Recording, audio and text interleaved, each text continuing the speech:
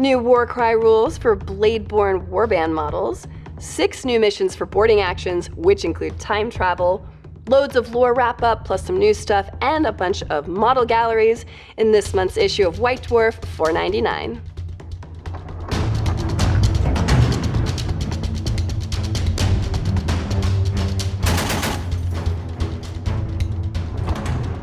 Hello, I'm Miranda. Thank you for joining me. Let's jump right in. First, we've got a letter from the editor, Lyle.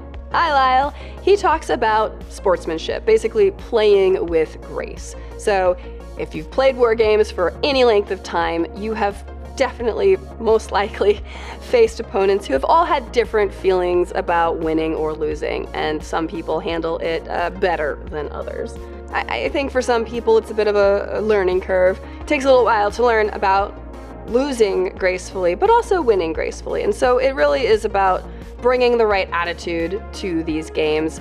Don't let your losing of a game make you bring down the experience or fun for your opponent. Like, that's just a horrible thing to do. It shouldn't be done to you, and you shouldn't do it to others. Same with winning. Like, if you're winning, you don't want to be rubbing it in someone's face or kind of commenting on everything that they've done wrong. Like, if you're losing, generally, unless you're asking for feedback, that's totally different. Like, you don't necessarily mean you're asking for everyone's opinion on why you're losing, especially as you're losing. Like, you're still trying to kind of pull out of it. I appreciate this as kind of a reminder of general sportsmanship, and just to remember that these games are about having fun, yes, learning tactics, yes, enjoying and talking about the lore, and also being, reasonably nice to each other. And hopping on over to the Worlds of Warhammer, Nick talks about giving us some lore reasons for why you might deal with mirror matches in specifically Age of Sigmar. So he mentions the different types of factions, the Seraphon, the Sigmarites, the Nighthaunt, and when you are dealing with a mirror match and you're fighting against your own faction, what kind of lore reasons might you have for that? Some of them are as simple as Blades of Khorne. Khorne cares not where the blood comes from. Or in the case of the Sigmarites, maybe it's a training exercise against one another. They know they're going to be restored at the end. They are just trying battle tactics. Or you have something like the Cities of Sigmar. They're people. There's all kinds of reasons humans fight each other, so you can kind of come up with a lot of reasons for that. Or my favorite, the Maggotkin of Nurgle, where really you are just comparing who has the biggest pustule. Not much to say in the access granted bunker update. There is the Bastior campaign happening, and phase 2 has started of that, so there's new awards and relics for you to take in phase 2. But there is a little mention on if you're enjoying the bunker stuff, but maybe don't necessarily want to follow all of their own campaigns, or you have a particularly cool idea for your own campaign, that you are encouraged to write and run your own campaigns and still get credit for participating in the bunker. So if you have a really cool idea, definitely don't be shy about utilizing it and writing it out and implementing it. And if it's really cool, you can share it with the White Dwarf team and let them know you did. And the April challenge is to paint up psychers, sorcerers, and the supernatural. So basically, all of the heretics. The new 40K mission this month is called Resilient Backbone, and more so the victory points on here seem largely based in the list building. It punishes you if you have repeat data slates that are not battle line or dedicated transports. And the way it punishes you is that any additional data slate you have beyond the original one actually awards 5 victory points to your opponent, up to 40. So if you try to run spammy, it's going to really hurt you in this case. And the new battle plan for Age of Sigmar is called Gathering of Might. Next up, there is a Warcry battle plan generator. It is called the Scales of Talaxis. The last time I saw a battle plan generator was an issue or 2 ago, and that was for Age of Sigmar. And when I saw this one, it made me kind of wonder if it was going to have a similar thing where Age of Sigmar now has this battle plan generator and you can come up with all kinds of stuff, but there's also a new edition coming out this summer, which is not very far away. So if they're doing the same thing with Warcry, it makes me wonder if Warcry is getting ready to do a new edition at some point. I don't know if I'm reading too much into that. It just seemed kind of like the same pattern. So I don't know. I don't play Warcry, but if the battle plan generator is helpful to you, yeah, check it out. Next up, we pop over to basic training. Jimbo specifically goes over Age of Sigmar play and determining your priorities. So in this case, he talks about when your opponent gets to go first, or letting your opponent go first, and dealing with instances of double turns, which I guess happen in Age of Sigmar. So your opponent gets to go 2 times, or you get to go 2 times. And I guess there's specific battle plans that also are built around that. So letting your opponent go first can actually be utilized by one of your battle plans to give you a victory point advantage. And that's what he sort of talks about in this article when it comes to priorities. Going first isn't always best, and even if it is preferred, that's not always going to be the option for you, so you also want to hedge your bets in handling how you're going to deal with a double turn against you or not going first. Now, I don't play Age of Sigmar, so this doesn't necessarily apply to the way I play, but it did get me thinking about how I tend to deploy my army. So in playing 40k, there's always concerns about the alpha strike, and what I have typically seen is that if you are deploying your army, you can choose to be very reserved and careful and hide a lot of your stuff, but they're not really in a great position to aggressively move up and shoot or hit anything if they go first. Or you could position yourself very aggressively and just hope that you are going to get the high roll and go first. Otherwise, all your stuff is vulnerable to a horrible alpha strike. I don't know how you tend to play it one way or the other, if you try to split the baby and do both. I rarely find that the terrain benefits me doing a half and half. Usually it seems to always want me to commit one way or another, but I don't know. I typically have trouble in the unpacking phase. That's one of my big learning curves for playing 40k in general. So moving right along to the hobby hangout, Emily finishes up talking about adding carapace markings to the Tyranids. So if you have been following that, you can see how the technique works. Next up, we have an Age of Sigmar lore piece called The Faith and Priests of the Cults of Unberogen. So this is a dossier essentially on these cults that are within Hammerhall. The Spy Master has been studying and following them. The cults are zealots of Sigmar, so they're all presumably on the same side here, but the cults tend to fall into these little sub-factions where they worship aspects of Sigmar, like Sigmar as a storm god, or as the creator of humankind, or as a warrior. And subsequently, those sub-factions, even though they all believe in Sigmar, don't like the way the other guys believe in Sigmar, and quickly reduced to infighting and currying power from one another and intriguing against one another and murdering each other and just being generally poorly behaved. So the Spy Master is following this and reporting it to the other leaders of Hammerhall, who are then also looking at these cults as, well, yes, useful in that it helps Sigmar and we can utilize this for our own means. It also is potentially a threat to the power that runs Hammerhall. And like, it's not badly written or anything. It's just so boring in reading these kinds of stories over and over and over again. Like, I don't know that I've read a single story anywhere in modern lore storytelling where there is a faction that follows a god who just actually is good and doesn't have some corruption problems. Like, I'm assuming that with the new edition of Age of Sigmar and the Sigmarites feeling like Sigmar lied to them, that we are going to see Dark Stormcast. We're going to see basically anti-paladin characters, Lich Lord type of Arthas, World of Warcraft, whatever stuff all over again.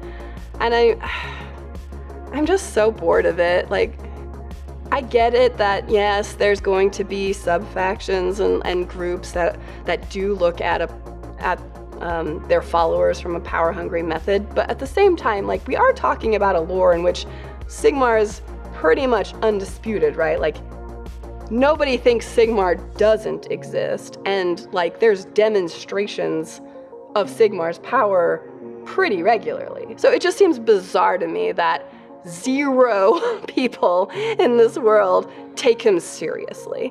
And so, I don't know, maybe I'm barking up the wrong tree about it. I just read it and it just was kind of eye-rolling, like, okay, it's this again. Like, I know where the story's going without even having to, before really finishing the article. I would love to read some stuff that was just even a little bit more hopeful or positive.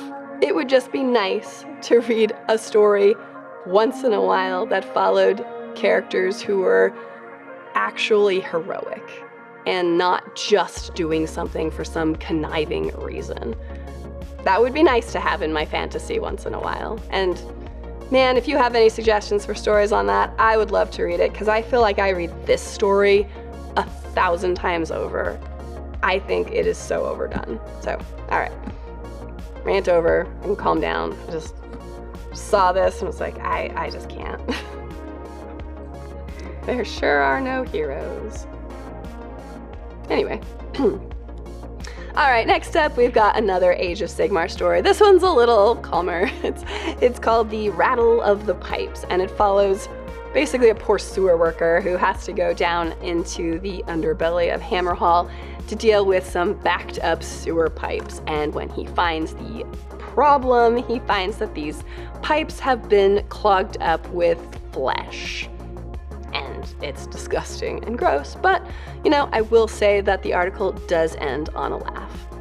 Next up, we've got an article from Jimbo called Rules of Engagement, in which he ranks the top 10 narratively played rules for Age of Sigmar. So this would be how they narratively tied in to their own faction.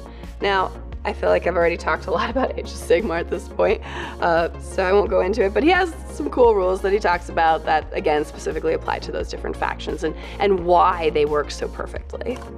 Next up, we've got the article Deathgorge Bladeborn. This is a Warcry article that features new Warcry rules for 6 Warcry warbands of the Bladeborn type. So specifically, there are new rules for Serene's Razors, the Thrice-Fold Discord, the Dagox Stab Lads, I do like that one, Zondara's Gravebreakers, Brethren of the Bolt, and the Skinnerkin.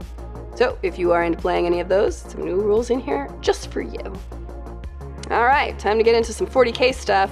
We jump in with the Tale of 4 Warlords. It's kind of honestly a conclusion of what these warlords have all done over the last year and how their armies have shaped up. They brought in the big boys for this last one. We've got huge models that get painted, plus a showcase of the full armies that have been painted by each of these guys. So let's check them out.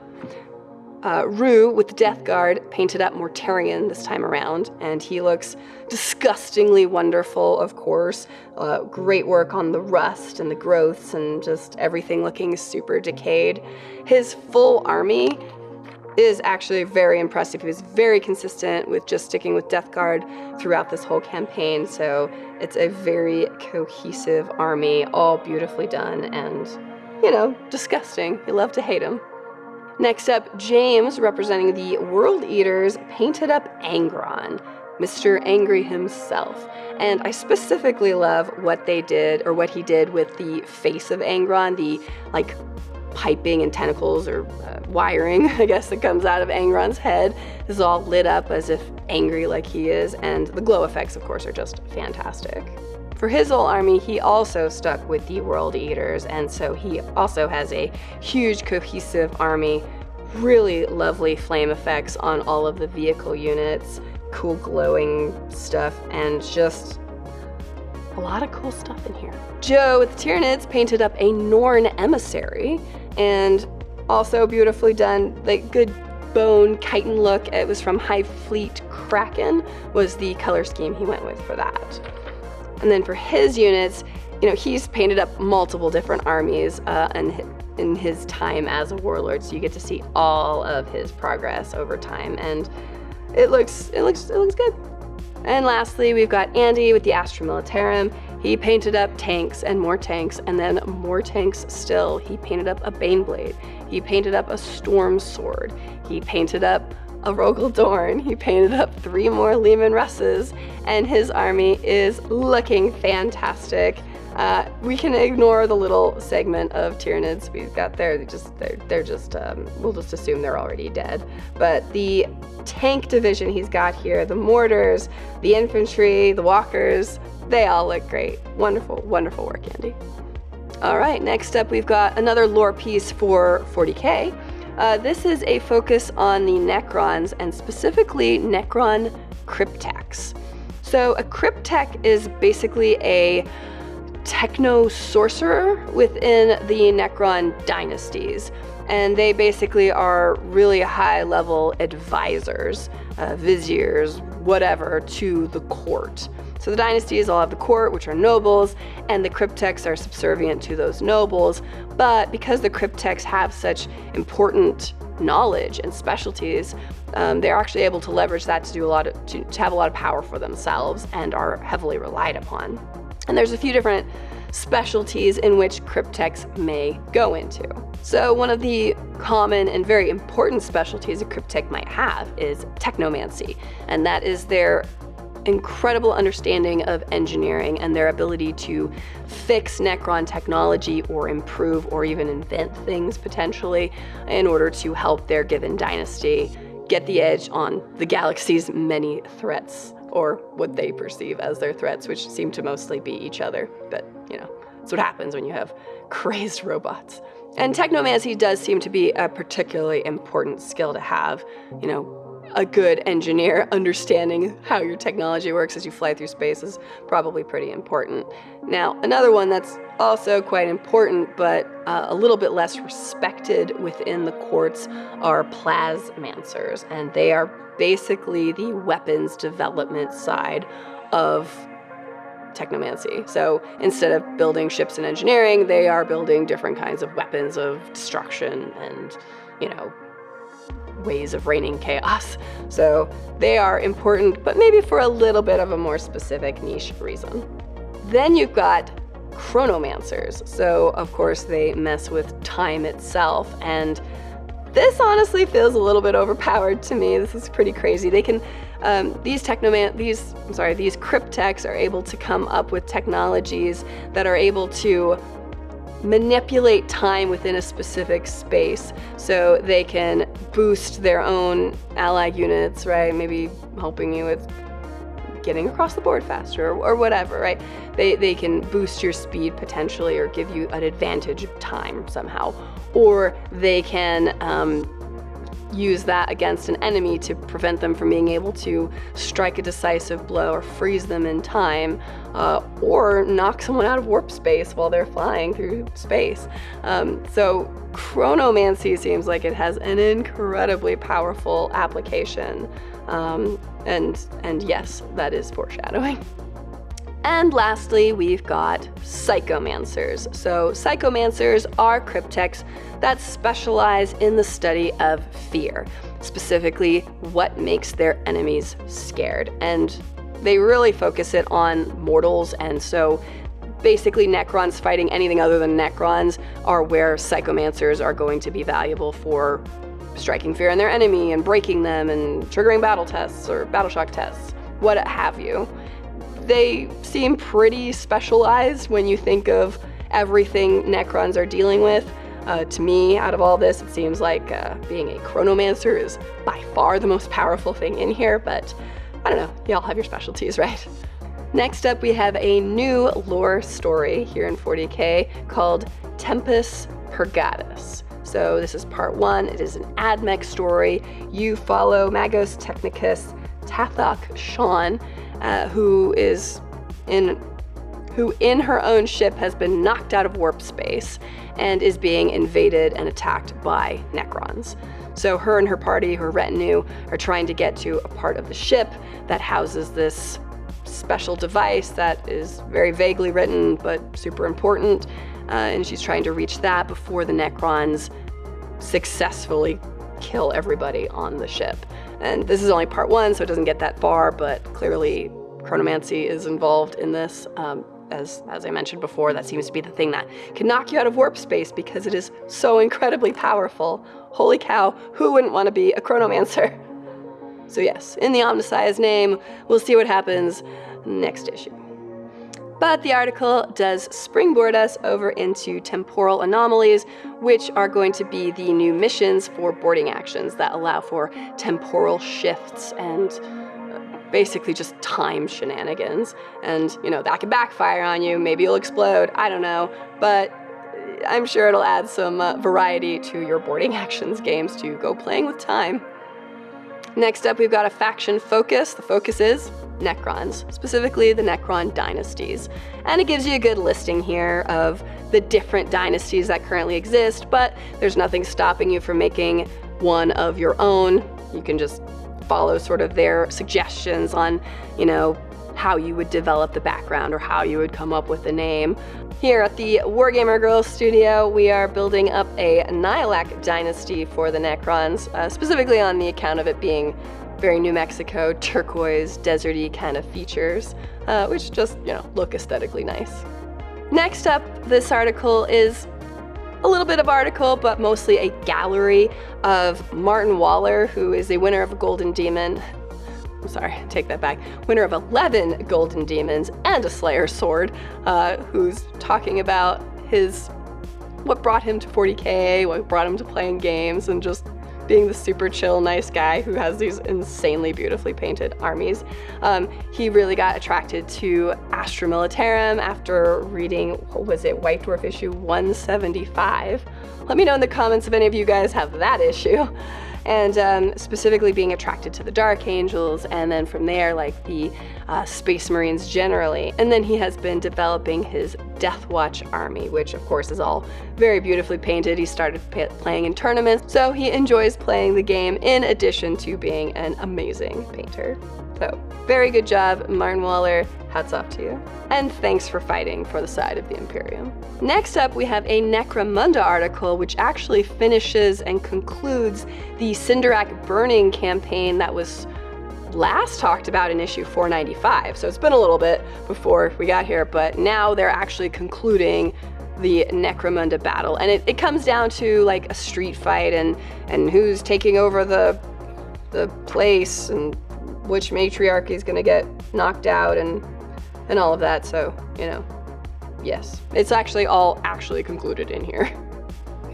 What is also concluded is the Tome Keeper story that we've been following from the Black Library snippets, in which you follow Tome Keeper Ushazar, who is trying to uncover why these heretics are invading the Tome Keeper's planet, attacking everybody, trying to storm their fortress library, and he's trying to understand the reason for that. And Ushazar is very clever and is able to finally piece together all of the little snippets from different points in history that help him to identify this demon that he's actually now dealing with. But it wouldn't be a Space Marine story without some massive battle, which you then get to see the conclusion of. Always fun. I am really excited to get to working on my Tome Keeper models at some point because I think they are a lovely chapter to develop. Okay, and that is it for issue 499. We are just around the corner from the massive issue 500, and honestly, I have no idea what to expect. I feel like this issue was kind of cleaning house with a lot of model galleries and you know, giving people their due and finishing up stories that have been going on for a while. So other than the one new AdMech story in here, it seems like issue 500 can really just start fresh. There's going to be new Warlords if they continue that.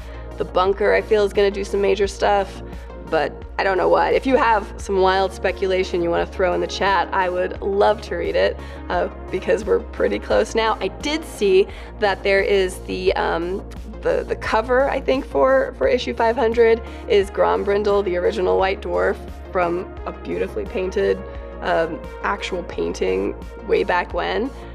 So I'm hoping that we get to see a lot of like retrospectives on the history of White Dwarf and how the hobby's come along since like the 80s.